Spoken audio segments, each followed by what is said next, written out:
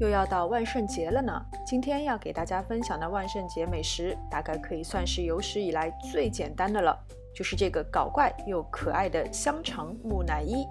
香肠随你喜欢用什么品牌或什么尺寸的，如果觉得太长，也可以一切为二。除了香肠，你只需要一包手抓饼，撕开包装以后，把手抓饼切成条状，接着用手抓饼不规则地缠绕在香肠上面，随便怎么缠都可以，只要记得空出眼睛的部位就可以了。手抓饼要稍微放软一些才比较好卷，但是如果你觉得它太软太黏，比较难操作的话，可以把手抓饼放到冰箱冷冻几分钟，再重新拿出来就可以了。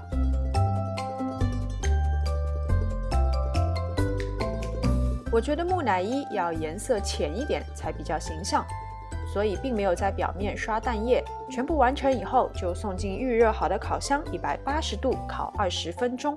万圣节的食物真的少不了这个可食用的眼睛糖珠，在背面挤上少许的番茄酱或是巧克力酱，把它们粘在合适的位置，一根根香肠木乃伊就完成了，一点都不吓人，还有点可爱，有没有？但是节日气氛可一点都不会少。